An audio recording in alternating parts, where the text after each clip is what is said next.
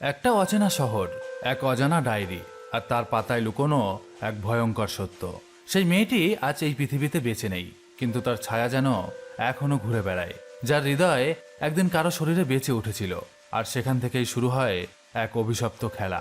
কে তাকে হত্যা করলো? কেন হাসপাতালে অন্ধকার কক্ষগুলোতে দিনের পর দিন সত্যকে গোপন রাখা হয়? আর কেনই বা প্রতিটি পদক্ষেপে ছেলেটিকে তাড়া করছে অদৃশ্য এক উপস্থিতি? এই সমস্ত কিছুই জানবো আজকের মুভিতে। তো আজকে এক্সপ্লেন করতে চলেছি সম্প্রতি মুক্তিপ্রাপ্ত একটি অসাধারণ তামিল থ্রিলার, সাসপেন্স ও টুইস্টে ভরপুর এক মুভির নাম ডিয়ার উমা। গল্পের প্রথমে আমাদের দেব বলে একটি ছেলেকে দেখানো হয়। সে বসে বসে একটি পুরনো ডায়েরি পড়ছিল। ডায়েরিটি লিখেছে এক মেয়ে, যার নাম উমা। উমা এই ডায়েরি বিশেষভাবে দেবের জন্যই লিখেছিল, কারণ সে দেবকে ভীষণ ভালোবাসত। ডায়েরির পাতা উল্টাতে উল্টাতে দেবের চোখে পানি চলে আসে, কখনো আবার ঠোঁটে লুকিয়ে আসে এক ফোঁটা হাসি। আর এই ডায়েরি পড়তে পড়তে সে পিছিয়ে গিয়েছিল কয়েক বছর আগে, আর সেখানে দেখানো হয় উমা বলে একটি মেয়েকে। উমা ছিল গ্রামের একজন সাধারণ মেয়ে, যে গ্রামে কোনো ভালো ডাক্তার ছিল না, আর ছিল না কোনো আধুনিক হাসপাতাল, যার ফলে চিকিৎসার অভাবে অনেক গরিব মানুষ প্রায় প্রাণ হারাতো এই গ্রামে। তাই উমার ছোটবেলা থেকেই ইচ্ছে যে সে বড় হয়ে ডাক্তার হবে, নিজের গ্রামে একটা হাসপাতাল বানাবে, যেখানে অসহায় মানুষদের সে চিকিৎসা করাবে। এরপর উমা ভর্তি হয় দেশের অন্যতম সেরা মেডিকেল কলেজে। সেখানেই সে শুরু করবে এমবিবিএস পড়াশুনো। উমা ছিল বাবা মায়ের একমাত্র সন্তান, তাই তাকে ঘিরে ছিল তাদের অগাধ ভালোবাসা। সে যা চাইতো কখনো না বলতো না তার বাবা মা, প্রতিটি সিদ্ধান্তে সব সময় পাশে থাকতেন তারা। আর এভাবেই একদিন উমার শহরে ডাক্তারি পড়তে যাওয়ার দিন এসে হাজির হলো। নিজের সমস্ত জিনিসপত্র গুছিয়ে উমা শহরের দিকে রওনা দিল, কারণ এবার থেকে তাকে থাকতে হবে কলেজের হোস্টেলে। মা বাবার চোখ ভিজে গেল পানিতে। মেয়েকে বিদায় দিতে গিয়ে তারা কেঁদে ফেললেন, কিন্তু উমা তাদের সান্ত্বনা দিয়ে বলল, এত মন খারাপ তোমরা কেন করছো? তোমাদের তো গর্ব করা উচিত, কারণ তোমাদের মেয়ে পড়াশোনা করতে শহরে যাচ্ছে। সেখান থেকে ডাক্তার হয়ে আমি বাসায় ফিরব, তারপর গ্রামের মানুষদের চিকিৎসা দেব। এই কথা শুনে উমার বাবা মা চোখের পানি মুছে নিলেন, আশীর্বাদ আর দোয়া দিয়ে মেয়েকে কলেজের উদ্দেশ্যে পাঠিয়ে দিলেন। এভাবেই উমা স্বপ্ন বুকে নিয়ে এক নতুন অচেনা শহরে এসে পৌঁছালো। শহরে এসে প্রথম দিন থেকেই সে খুব খুশি, কারণ উমার স্বভাবে ছিল হাসি খুশি থাকা। তাই অল্প সময়ের মধ্যেই সবাইকে আপন করে নিল সে। যার সঙ্গেই কথা বলতো উমা, সেই হয়ে যেত তার বন্ধু। ধীরে ধীরে কলেজের সবাই উমাকে পছন্দ করতে শুরু করলো। উমাও সবাইকে সমান ভালোবাসা দিত। আর এই সরলতা দেখে কলেজের এক ম্যাডাম তাকে নিজের কাছে টেনে নিলেন, মেয়ের মতোই। ম্যাডাম আর তার স্বামী, যাদের কোনো সন্তান ছিল না, তারা উমাকে মেয়ের মতোই দেখাশোনা করতে শুরু করলেন। তাদের কাছে যেন উমাই হয়ে উঠল আপন সন্তান। এই নতুন শহরে উমা দ্বিতীয়বারের মতো বাবা মায়ের স্নেহ খুঁজে পেল। তাদের আশ্রয়ে উমার জীবন বেশ সুন্দরভাবে চলছিল। কোনো অভাবই ছিল না, কোনো কষ্টও ছিল না, সবকিছু যেন একেবারে ঠিকঠাক চলছিল। কিন্তু এই সুখের সময় কতদিন থাকবে তা তখনও উমা জানত না। আর ঠিক তখনই আমাদের দেবকে দেখানো হয়। দেব তখন উমাকে চিনত না, উমার সঙ্গে তার পরিচয় হয়নি। আসলে দেবের স্বভাব ছিল আলাদা। তার স্বপ্ন ছিল একজন বড় রকস্টার হবে। সে অসাধারণ গান গাইতে পারত, কিন্তু ডাক্তারি বা ইঞ্জিনিয়ার হওয়ার প্রতি তার কোনো আগ্রহই ছিল না। দেবের পরিবারে ছিল তার বাবা, মা আর বড় ভাই অর্জুন। অর্জুন আর দেবের মা দেবের ইচ্ছার বিরুদ্ধে কিছু বলতেন না, কিন্তু তার বাবা, তিনি দেবের প্রতি সবসময় রেগে থাকতেন। বাবা বলতেন, তোর পড়াশোনার জন্য লাখ লাখ টাকা খরচ করেছি, তাও সবসময় ফেল করিস, মাথায় শুধু রকস্টার হওয়ার নেশা। একদিন আমার কথা তুই ঠিকই মনে করবি, যখন তোর আর কিছু করার থাকবে না। কিন্তু দেব এসব কথায় কান দিত না। সে একবার ঠিক করে নিয়েছে, যাই হয়ে যাক সে রকস্টার হবেই। এ যেন তার জীবনের এক অটুট প্রতিজ্ঞা হয়ে গিয়েছিল। এরপর একদিন দেব গেল তার গার্লফ্রেন্ডের কাছে, কিন্তু সে আর দেবের সঙ্গে সম্পর্ক রাখতে চাইছিল না। তাই সোজা ব্রেকআপ করে দিল, বলল, চলে যা, আমার জীবনে আর কোনো জায়গা নেই তোর। এই কথা দেবের ভীষণ খারাপ লাগলো। সে ভাবলো, আমাকে কেন কেউ ভালোবাসে না, বাড়িতে বাবা আমাকে পছন্দ করে না, এবার তো গার্লফ্রেন্ডও ছেড়ে গেল। এই দুঃখে দেব প্রচুর মদ খেয়ে ফেলল। তারপর টলতে টলতে সে তার বাসায় ফিরল। দেবের এই অবস্থা দেখে তার প্রতিবেশীরা সবাই চুপচাপ অবাক দৃষ্টিতে তাকিয়েছিল তারই দিকে। দেবের বাবা দেবের এই অবস্থা দেখে আর মাথা ঠিক রাখতে পারল না। সে প্রচণ্ড রেগে গিয়ে বলল, তুই আমার মুখে চুনকালি মেখে দিলি, এখন থেকে এই বাড়িতে আর পা রাখবি না। যেদিন মানুষ হবি সেদিন এখানে ফিরবি। এই কথা দেবের হৃদয়ে গভীরভাবে বিঁধল। সে বাড়ি ছেড়ে বেরিয়ে গেল, শুধু প্রমাণ করার জন্য যে সে কোনো লুজার নয়, সেও কিছু করতে পারে। বাড়ি থেকে বেরিয়ে দেব উদ্দেশ্যহীনভাবে এদিক ওদিক ঘুরছিল। হঠাৎ তার সঙ্গে দেখা হলো কয়েকজনার, যারা রাস্তার ধারে গান বাজিয়ে টাকা উপার্জন করত। ওদের একটা ব্যান্ড ছিল, লোকজনের সামনে গান গেয়ে বা কখনো পার্টিতে গিয়ে অনুষ্ঠান করে তারা রোজগার করত। কিন্তু ব্যান্ডের একটা বড় অভাব ছিল, একজন ভালো সিঙ্গার। তারা দেবকে বলল, তুমি আমাদের সঙ্গে যোগ দিতে পারো, আমাদের কলেজে ফাংশনে গান গাওয়ার অফার এসেছে। দেব খুব খুশি হলো। প্রথমবার মানুষের সামনে নিজের গান শোনানোর সুযোগ পেয়েছে দেব। সে রাজি হয়ে কলেজে গেল ব্যান্ডের সঙ্গে। আর এই কলেজে পড়তো উমা, সেও গান শুনতে সেখানেই উপস্থিত ছিল। স্টেজে দাঁড়িয়ে দেব ভীষণ নার্ভাস হয়ে গেল। প্রথমবার এত বড় মঞ্চে গান গাইছে তো, তাই উত্তেজনায় তার গলা কেঁপে যাচ্ছিল, সুরও বারবার ভেঙে যাচ্ছিল। ছাত্রছাত্রীরা দেবকে স্টেজ থেকে নেমে যেতে বলল, আর তাকে লক্ষ্য করে ওই ছাত্রছাত্রীরা ঢিল মারতে শুরু করলো। চিৎকার করে বলল, গান গাইতে জানিস না যখন, তাহলে স্টেজে উঠলি কেন? এক্ষুনি স্টেজ থেকে নেমে যা। এই দৃশ্য দেখে ওমার ভীষণ খারাপ লাগলো। তার মনে হলো ছেলেটা চেষ্টা করছে তো, তাহলে এভাবে অপমান করছে কেন ওরা সবাই? সেই মুহূর্তেই উমা দেবকে প্রথমবার দেখে ভালোবেসে ফেলল। কিন্তু দেব অপমান সহ্য করতে না পেরে সোজা সেখান থেকে চলে গেল। উমা তাকে খুঁজে কথা বলতে চাইল, কিন্তু আর খুঁজে পেল না। তখন উমা ব্যান্ডের ছেলেদের কাছে গিয়ে নিজের লেখা একটি গান দিল। বলল, এই গানটা দেবকে দিয়ে দাও, যদিও গায় মানুষ নিশ্চয়ই ওকে ভালোবাসবে। ব্যান্ডের ছেলেরা গানটা নিয়ে নিল। ওদিকে ব্যান্ডের লোকেরা রাস্তায় ফিরে সেখানেই ঘুমিয়ে পড়ল, কারণ সেটাই ছিল তাদের আস্তানা। দেবও ছিল ঘরহারা, তাই সেও তাদের সঙ্গে রাস্তায় বিছানা পেতে শুয়ে পড়ল। কিন্তু ঠিক তখনই হঠাৎ কানে এলো একটি চিৎকারের আওয়াজ। সে চোখ মেলে দেখল একটা মেয়ে দৌড়ে আসছে, আর তার পিছু নিয়েছে কিছু গুন্ডা। দেব বুঝতে পারল না যে মেয়েটিকে, কেন গুন্ডারা তার পিছু নিয়েছে, কিন্তু সে একটা জিনিস স্পষ্ট বুঝল যে ওই মেয়েটি বিপদে পড়েছে, ওকে বাঁচাতেই হবে। সে ঝাঁপিয়ে পড়ল গুন্ডাদের উপর। খুব ভয়ানক মারপিট হলো। দেব একাই অনেকগুলো গুন্ডাকে মেরে মাটির সঙ্গে শুইয়ে দিল, কিন্তু শেষে গুন্ডারা তার বুকে বারবার ছুরি মেরে দিল। রক্তাক্ত হয়ে দেব মাটিতে লুটিয়ে পড়ল। ব্যান্ডের লোকেরা তাড়াতাড়ি তাকে হাসপাতালে নিয়ে গেল। যে হাসপাতালে তাকে আনা হলো, সেই হাসপাতালে দেবের ভাই অর্জুন একজন অ্যাডমিনিস্ট্রেটিভ অফিসার ছিল। ভাইয়ের অবস্থা দেখে অর্জুন ভীষণ ভয় পেয়ে গেল। সেই ব্যবস্থা করলো দেবের দ্রুত চিকিৎসার। দেবকে যখন হাসপাতালে আনা হলো, ঠিক তখনই হাসপাতালের ভেতরে আরও একটি ঘটনা ঘটে গেল। আয়ুষ নামের এই হাসপাতালেই একজন মানুষ, দীপক, তার নিজের গর্ভবতী স্ত্রীকে নিয়ে এসেছিল। প্রথম সন্তান পৃথিবীতে আসতে চলেছে, তাই সে চাচ্ছিল কোনো সমস্যা যাতে না হয়। অর্জুন দীপককে দেখে বলল, আমাদের স্পেশালিস্ট ডাক্তার আছে, তাদের দিয়ে ডেলিভারি করাতে পারেন, কিন্তু তাদের অন্য হাসপাতাল থেকে আনতে হবে, আর তার জন্য প্রায় 5 লাখ টাকা খরচ পড়বে। এই কথা শুনে দীপক চিন্তায় পড়ে গেল।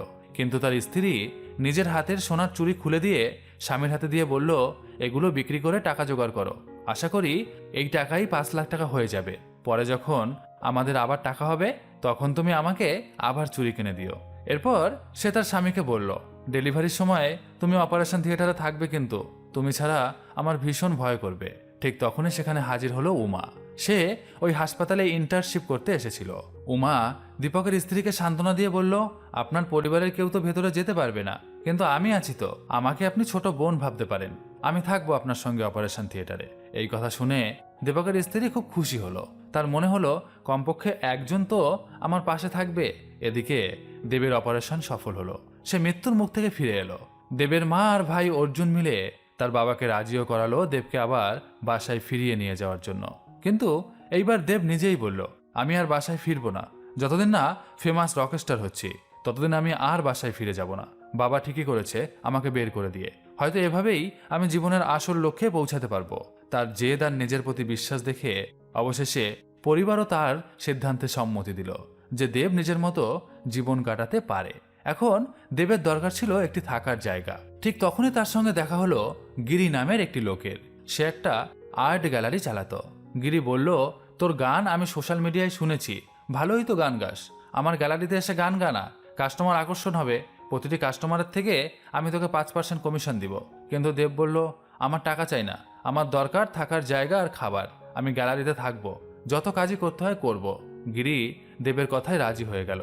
তবে সে শর্ত দিল যে দেবকে গ্যালারি পরিষ্কার পরিচ্ছন্নতা করতে হবে, তার বদলে খাওয়া আর ঘুমানোর জায়গা পাবে দেব। এভাবেই দেব নতুন করে তার জীবন শুরু করলো।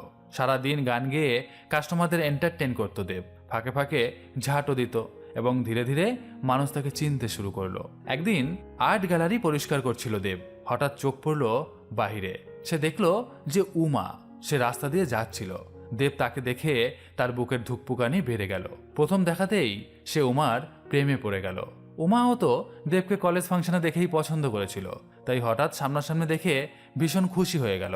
তবে সে সরাসরি কিছু প্রকাশ করলো না, তাকে দেখে কিছুটা অন্যমনস্ক মনে হচ্ছিল। কিন্তু দেব তার প্রতিটি অঙ্গভঙ্গিতেই মুগ্ধ হয়ে গেল। উমা তখন সেখান থেকে চলে গেল। ঠিক তখনই দেবের কাছে ইন্ডিয়ান আইকন নামের একটি মিউজিক রিয়েলিটি শো থেকে ফোন এলো। তারা দেবকে অডিশনের জন্য ডেকেছে। এত বড় সুযোগ পেয়ে দেব নিজের চোখকেই বিশ্বাস করতে পারছিল না। সে মনে মনে ভাবল, উমার সঙ্গে দেখা হওয়ার পরই এত বড় সুযোগ এলো। ওই মেয়ে নিশ্চয়ই আমার জীবনে লাকি হয়ে এসেছে, আমি তাকে কখনো হারাতে চাই না। দেব গেল ইন্ডিয়ান আইকনের অডিশনে। স্টেজে দাঁড়িয়ে গান গাইতে শুরু করলো দেব। শুরুতে তার ভয় ভয় করছিল, কিন্তু যখন সে গান গাইতে শুরু করলো তখন সবাই অবাক হয়ে গেল। দেবের কণ্ঠে এমন যন্ত্রণা, এমন আবেগ ফুটে উঠল যে শ্রোতারা মুগ্ধ হয়ে শুনতে লাগলো। গান শেষ হতেই হাততালি বেজে উঠল হলের চারিদিকে। দেব দ্রুত জনপ্রিয় হয়ে উঠল। তার গান সোশ্যাল মিডিয়ায় ভাইরাল হলো, মানুষ তাকে ভালোবাসতে শুরু করলো। নিজের পরিশ্রমে দেব পৌঁছে গেল ইন্ডিয়ান আইকনের সেমিফাইনাল পর্যন্ত। আর এখন মাত্র 15 দিনের মধ্যে হবে ফাইনাল। এই খুশির মুহূর্ত শেয়ার করার জন্য দেব উমাকে পাগলের মতো খুঁজতে শুরু করলো। সৌভাগ্যক্রমে উমার সঙ্গে তার দেখাও হয়ে গেল। উমা এই খবর শুনে খুব খুশি হলো। সে বলল, দেব, তাহলে তো তোমার স্বপ্ন পূরণ হতে শুরু করেছে। দুজন অনেকক্ষণ কথা বলল। দেব মনে মনে আরো বেশি করে ভাবতে লাগলো যে উমা শুধু তার জীবনে একটি মেয়ে হয়ে আসেনি, এসেছে তার জীবনের একটি বড় আশীর্বাদ হয়েও। কিন্তু দেব যখন আর্ট গ্যালারিতে ফিরল, গিরি তখন দেবকে দেখে রেগে গেল। সে বলল, এখন তুই ফেমাস হয়ে গেছিস, এখন তো তোকে পাওয়াই যায় না, শুধু এখানে খেতে আর ঘুমাতে আসিস, তোকে রেখে আমার লাভ কি হচ্ছে? এই কথা শুনে দেবের মাথাও গরম হয়ে গেল। সে বলল, তুমি শুধু আমার থেকে সুবিধাই নিতে চাও, আমাকে চাকরের মতো ব্যবহার করতে চাও, আমি এটা মেনে নেব না। আজ থেকে আমি তোমার এই আর্ট গ্যালারিতে আর থাকবো না। এরপর দেব গ্যালারি ছেড়ে বেরিয়ে গেল। কিন্তু আবারও সে হলো গৃহহীন। কোথায় রাত কাটাবে তাও জানতো না সে। তখন হঠাৎ রাস্তার মাঝে উমার সঙ্গে দেখা হয়ে গেল তার। কথার মাঝেই দেব নিজের পরিস্থিতি জানালো, আমার কোথাও থাকার জায়গা নেই। এই কথা শুনে উমা তাকে নিয়ে গেল একটি পেন্ট হাউসে। এটি ছিল উমার শিক্ষিকার বাসা, যেখানে সে নিজেও থাকতো। এবার দেবও সেখানেই থাকতে শুরু করলো। এখন দিনরাত দেব উমাকে দেখতে পেত, আর তার মনে শুধু একটাই নাম ভেসে উঠত, শুধু উমা। অবশেষে দেব সাহস করে নিজের মনের কথা একদিন বলে ফেললো উমাকে। সে বলল, উমা, আমি তোমাকে ভালোবাসি। উমাও লজ্জায় হেসে বলল, আমিও তোমাকে ভালোবাসি। অনেক কষ্টের পর দেবের জীবনে এলো এক অমূল্য সুখের মুহূর্ত। দেব আর উমার দিনগুলো যেন সুখে ভরে উঠেছিল। সকালে উঠলেই উমা, রাতে ঘুমাতে যাওয়ার আগেও উমা। দেবের চারপাশ ভরে গিয়েছিল তার উপস্থিতিতে। কিন্তু হঠাৎ একদিন সব পাল্টে গেল। একদিন পেন্ট হাউসে কিছু লোক এলো, তারা জায়গাটা ভাড়া নিতে এসেছিল। দেব অবাক হয়ে বলল, এটা তো উমার পেন্ট হাউস, তাহলে তোমরা এটা ভাড়া দিতে চাইছো কেন? এজেন্ট ঠান্ডা গলায় বলল, না, এটা তো উমার ছিল, কিন্তু উমা তো অনেক আগেই মারা গেছে, এখন এখানে কেউ থাকে না, তাই মালিক ভাড়া দিতে চাইছেন। এই কথা শুনে দেবের মাথায় বাজ পড়ল। সে অবিশ্বাসে চিৎকার করে উঠল, অসম্ভব, গত রাতেই তো আমি উমার সঙ্গে কথা বলেছি। এরপর দেব সেই সব মানুষদের সঙ্গে কথা বলতে শুরু করলো যাদের সামনে উমার সঙ্গে সে কথা বলেছে, এবং তাদের জিজ্ঞাসা করলো যে, তোমরা, আমি যখন উমার সঙ্গে দাঁড়িয়ে কথা বলতাম তখন কি তোমরা কোনো একটা মেয়েকে আমার সাথে দেখেছো? তখন সেই লোকগুলো দেবকে জানায় যে না, তারা অন্য কোনো ব্যক্তিকে দেখেনি, তারা শুধু দেখেছে যে দেব একা একাই পাগলের মতো কথা বলছে। দেব এই কথা শুনে স্তব্ধ হয়ে গেল। তার মনে একটাই প্রশ্ন, একটা জীবন্ত মেয়েকে সবাই মৃত কেন বলছে? আমি তো ওকে দেখছি, কথা বলছি, এটা কি হচ্ছে আমার সঙ্গে? তখন তার মনে পড়ল সে প্রথম উমাকে দেখেছিল আর্ট গ্যালারির বাইরে। নিশ্চয়ই সিসিটিভিতে উমার ছবি রেকর্ড রয়েছে। তাই দেব গিরির কাছে ফোন করে ওই ফুটেজ চাইল। কিন্তু যখন সে ওই সিসি ক্যামেরার ফুটেজ দেখল, তখন সে তার চোখকেই বিশ্বাস করতে পারছিল না। ভিডিওতে উমা নেই, শুধু দেবকে দেখা যাচ্ছে। সে একা একাই কারোর সঙ্গে কথা বলছে। সেই মুহূর্তে দেব বুঝল উমা আসলেই এই পৃথিবীতে নেই। যাকে সে দেখছে, যার সঙ্গে সে কথা বলছে, সে আসলে উমা নয়। উমার আত্মা। কিন্তু কেন উমার মতো এত ভালো একটা মেয়ে, যার স্বপ্ন ছিল ডাক্তার হওয়ার, সে মারা গেল কিভাবে? অ্যাক্সিডেন্ট নাকি অন্য কিছু? দেবের ভেতরে ঝড় উঠল। সে বলল, মানুষ তো জীবিত মানুষকেই ভালোবাসে, কিন্তু আমি ভালোবেসে ফেলেছি এক আত্মাকে। আমার জীবনে সুখ এলেও কেন তা টেকে না? আমার কপাল কি এতটাই খারাপ? ঠিক তখনই রাস্তার মোড়ে তার দেখা হলো রূপা নামের এক মেয়ের সঙ্গে। সে আতঙ্কে দৌড়াচ্ছিল। তার পিছু নিয়েছিল সেই একই গুন্ডারা, যারা দেবের উপর একদিন আক্রমণ করেছিল। রূপা কাঁদতে কাঁদতে দেবকে বলে, ভাইয়া তুমি প্লিজ আমাকে বাঁচাও। এরপর সে ওই গুন্ডাদের কাছে অনুরোধ করতে থাকে, আমাকে ছেড়ে দাও দয়া করে, আমি কিচ্ছু জানি না। গুন্ডারা হুমকি দিয়ে বলে, আমরা তোকে ততক্ষণ পর্যন্ত ছাড়বো না যতক্ষণ তুই বলছিস যে সেদিন উমা তোকে কি বলেছিল। রূপা কাঁদতে কাঁদতে বলল, উমা তো আমাকে কিচ্ছু বলেনি। সেদিন আমার শিফট ছিল হাসপাতালে, কিন্তু জরুরি কাজে আমাকে অন্য একটি জায়গায় যেতে হয়েছিল, তাই আমি উমাকে পাঠিয়েছিলাম আমার জায়গায়। শুধু এইটুকুই আমি জানি, এরপর কি হয়েছে আমি আর কিচ্ছু জানি না। কিন্তু গুন্ডারা বিশ্বাস করলো না। তারা রূপাকে মেরে ফেলার চেষ্টা করলো। তখনই দেব ওই গুন্ডাদের উপরে ঝাঁপিয়ে পড়ল। এরপর দেব ওইসব গুন্ডাদের উড়াধুরা মারতে শুরু করলো। একসময় সেই গুন্ডাদের মেরে মাটির সঙ্গে মিশিয়ে দিল দেব। তারপর ওই গুন্ডারা ভয় পেয়ে সেখান থেকে পালিয়ে গেল। রূপাও সুযোগ বুঝে পালালো। দেব একাই দাঁড়িয়ে রইল রক্তে ভিজে থাকা রাস্তায়। রাতে মন্দিরের কাছে গিয়ে শুয়ে পড়ল দেব। ঘুমের ঘোরে স্বপ্নে দেখলো এক পণ্ডিতজি। দেব তাকে বলল, এক আত্মা শুধু আমাকেই কেন দেখা দেয়? আমার সঙ্গেই কেন কথা বলে? আমার সমস্যার কেন সমাধান করতে চায় সে? কিন্তু অন্য কেউ তো তাকে দেখে না। পণ্ডিতজি বললেন, কিছু আত্মা থাকে যাদের জীবনের কোনো ইচ্ছে অপূর্ণ থেকে যায়। যতক্ষণ না সেই ইচ্ছে পূর্ণ হয়, তারা কারো না কারো মাধ্যমে কাজ সম্পূর্ণ করে। উমার আত্মা তোমাকে বেছে নিয়েছে। তার যে অসমাপ্ত স্বপ্ন আছে তা তুমিই পূর্ণ করবে। এরপর দেব স্বপ্ন থেকে জেগে ওঠে এবং বোঝে যে পণ্ডিতজি ঠিকই বলেছে। তার দায়িত্ব এখন উমার সত্যিটা খুঁজে বের করার। দেব তখন প্রতিজ্ঞা করল যে উমা আমার জীবনে প্রথমবার সুখ এনেছে। সে আত্মা হোক বা মানুষ, আমি তাকে ভালোবাসি। তার প্রতিটি ইচ্ছে আমি পূর্ণ করব। উমার আত্মা আবার দেবের সামনে চলে এলো। দেব বলল, আমি জানতে চাই তোমার সঙ্গে আসলে কি হয়েছিল। উমা নরম গলায় উত্তর দিল, আমার মৃত্যু হয়েছিল অ্যাক্সিডেন্টে। আমার জন্য তুমি চিন্তা করো না। আমি এখানে এসেছি শুধু তোমাকে সুখী দেখতে। জীবনে যা আমি করতে পারিনি, আত্মা হয়ে অন্তত তোমার পাশে থেকে তা পূর্ণ করতে চাই। দেব তখন উমার কলেজে গিয়ে উমার শিক্ষিকার সাথে দেখা করলো। দেব তাকে জিজ্ঞাসা করলো, ম্যাডাম, উমার মৃত্যুর ব্যাপারে আপনি কি কিছু জানেন? তিনি বললেন, আমি নিজে দেখিনি, কিন্তু সবাই বলে উমা আয়ুষ হাসপাতালের ছাদ থেকে লাফ দিয়ে আত্মহত্যা করেছিল। এই কথা শুনে দেবের বুক কেঁপে উঠল। এরপর কেটে গেল আরও কয়েকটা দিন। একদিন উমা দেবকে বলল, ইন্ডিয়ান আইকনের ফাইনাল হতে আর মাত্র 2 দিন বাকি। কোন গান গাইবে ভেবে রেখেছ? দেব মাথা নেড়ে বলল, না, কিছুই বুঝতে পারছি না। মনে হচ্ছে ফাইনালে জিততে পারবো না। উমা হেসে বলল, এমন কথা বলো না। আমি একবার তোমার ব্যান্ডকে আমার লেখা একটা গান দিয়েছিলাম, মনে আছে? তুমি সেই গানটাই গাইবে। আমি জানি তুমি জিতবেই। দেব প্র্যাকটিস করা শুরু করলো। অবশেষে এলো ফাইনালের দিন। স্টেজে দাঁড়িয়ে দেব চারিদিকে তাকালো। ভিড়ের মাঝে তার চোখে পড়ল উমা। সে তখন গাইল উমার লেখা সেই গান। সুরে সুরে ভরে উঠল যন্ত্রণা আর ভালোবাসা। গান শুনে মানুষ আবেগে ভেসে গেল। শেষ পর্যন্ত দেব হলো ইন্ডিয়ান আইকনের বিজয়ী। পুরো দেশ জেনে গেল তার নাম। দেব আর তার ব্যান্ড। উমা এবং তার পরিবারের আনন্দের সীমা রইল না। সবাই দেবের জন্য গর্ব করতে লাগলো। অল্পদিনের মধ্যেই দেব পেল বড় বড় স্টেজ শোর অফার।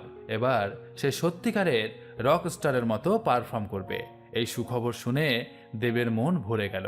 কিন্তু ঠিক তখনই উমা হঠাৎ অদৃশ্য হয়ে গেল। দেব হতভম্ব হয়ে চারিদিকে খুঁজল, উমা কোথায় গেল? কেন আর আমি তাকে দেখতে পাচ্ছি না? তার মনে পড়ল পণ্ডিতজির কথা, যখন আত্মার অপূর্ণ ইচ্ছা পূর্ণ হয় তখন সে মুক্তি পায়। দেবের মনে আবার কিরকম যেন উথাল পাথাল করতে লাগলো। তাহলে উমার ইচ্ছা ছিল আমাকে রকস্টার বানানোর। সে নিজে না থেকেও আমার স্বপ্ন পূর্ণ করে দিল। কেন সে আমার জন্য এত করলো? দেব মনে মনে তখন ভাবলো, আমি জানবই আসলে উমার সঙ্গে কি হয়েছে। কোনো অ্যাক্সিডেন্টে সে মারা গেছে নাকি তাকে খুন করা হয়েছে। সত্যিটা আমি জানবই। দেব প্রথমে গেল সেই কলেজে যেখানে উমা পড়াশোনা করত। সেখানকার লোকেরা বলল যে হ্যাঁ, উমা আয়ুষ হাসপাতালের ছাদ থেকে লাফিয়ে আত্মহত্যা করেছিল। কিন্তু দেব এই কথা বিশ্বাস করতে পারল না। সে মনে মনে বলল, উমার মতো মেয়ের আত্মহত্যা করা অসম্ভব। ওর তো এত বড় বড় স্বপ্ন ছিল। নিজের গ্রামে হাসপাতাল বানানোর ইচ্ছে ছিল, ও মরতে চাইবে কেন? এরপর দেব কলেজ থেকে উমার ঠিকানা জোগাড় করলো। সে সরাসরি চলে গেল উমার গ্রামে তার বাবা মায়ের সঙ্গে দেখা করতে। দেবকে দেখে উমার বাবা মা কেমন যেন অবাক হয়ে গেল। তাদের চোখ যেন তার নিজের মেয়েকেই দেখতে পেল। এরপর দেব এসে তার পরিচয় উমার বাবা মাকে দিল। সে বলল যে আপনারা আপনার মেয়েকে ভালোবাসতেন, তবে আমার সঙ্গেও আপনাদের মেয়ের ভালোবাসা হয়েছে, কিন্তু সেটা মৃত্যুর পর। এরপর দেব উমার পরিবারকে সমস্ত ঘটনাটাই খুলে বলল।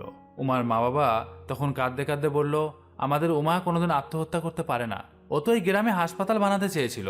ওর জীবনের স্বপ্ন ছিল মানুষকে বাঁচানো। লোকেরা মিথ্যে বলছে যে সে আত্মহত্যা করেছে। এই কথা শুনে দেবের মনে আর কোনো সন্দেহই রইল না। সে বুঝতে পারল যে এখানে কিছু একটা গোলমাল আছে, হয়তো উমাকে খুন করা হয়েছে। তখনই দেব প্রতিজ্ঞা করল যে উমার যে স্বপ্ন ছিল তা আমি পূর্ণ করবই। এই গ্রামে আমিই হাসপাতাল বানাবো। যেমন উমা আমার স্বপ্ন পূর্ণ করেছিল মৃত্যুর পরেও, তেমনি আমিও তার স্বপ্ন পূরণ করব।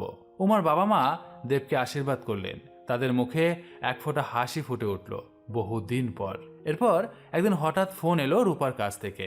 সে বলল, ধন্যবাদ দেব, তুমি সেদিন গুন্ডাদের হাত থেকে আমার প্রাণ বাঁচিয়েছিলে। দেবও সুযোগ বুঝে রূপাকে জিজ্ঞাসা করলো, তুমি আর উমা কি একই কলেজে পড়তে? তার সম্পর্কে তুমি কি কিছু জানো? রূপা বলল, আমি শেষবার উমাকে হাসপাতালে দেখেছিলাম। সেদিন আমার শিফট ছিল, কিন্তু জরুরি কাজে আমাকে যেতে হয়েছিল অন্য আরেকটি জায়গায়, তাই আমি উমাকে আমার জায়গায় পাঠিয়ে দিই। সে গিয়েছিল এক প্রেগনেন্ট মহিলার ডেলিভারিতে সাহায্য করতে। তারপর রূপা দেবকে জানালো ডেলিভারি করাচ্ছিলেন ডাক্তার বসুন্ধরা। দেব তখন ঠিক করলো যে বসুন্ধরার সঙ্গে সে দেখা করবে। হয়তো তিনিই সত্যিটা জানেন সেই রাতে আসলে কি হয়েছিল। দেব পৌঁছালো আয়ুষ হাসপাতালে। সেখানে সে ডাক্তার বসুন্ধরার সম্পর্কে জানতে চাইল, কিন্তু হাসপাতালের কেউই বিস্তারিত কিছু বলতে রাজি হলো না। তারা বলল, রুলের বিরুদ্ধে আমরা কোনো তথ্য বাইরের লোককে দিতে পারবো না। দেব হতাশ হয়ে যখন ফিরে আসছিল, ঠিক তখনই এক নার্স তাকে ফোন করলো। সে বলল, এই হাসপাতালে অনেক বড় চক্রান্ত চলছে স্যার। উমা আত্মহত্যা করেনি, ওকে খুন করা হয়েছে। ডেলিভারির সময় শুধু ডক্টর বসুন্ধরা নয়, ডক্টর আগরওয়াল উপস্থিত ছিলেন। আপনি চাইলে আগরওয়ালের সঙ্গে দেখা করতে পারেন। এই কথা শোনা মাত্রই দেব বেরিয়ে পড়ল, কিন্তু ফোন কেটে যেতেই সেই নার্সকে খুন করে ফেলা হলো। দেব যখন ডক্টর আগরওয়ালের বাসার দিকে যাচ্ছিল, হঠাৎই সে জানতে পারল যে মিস্টার আগরওয়াল এক দুর্ঘটনায় মারা গেছে। দেব হতবাক হয়ে গেল। তার মনে হলো কেউ একজন মাস্টার মাইন্ড আছে যে চায় উমার খুনের সত্য যেন প্রকাশ না পায়, তাই একে একে সে সবাইকে খুন করে ফেলছে। অবশেষে দেব অনেক খোঁজ খবর নিল, ডক্টর বসুন্ধরার ঠিকানা বের করলো। তিনি তখনও অন্য এক হাসপাতালে কাজ করছিলেন।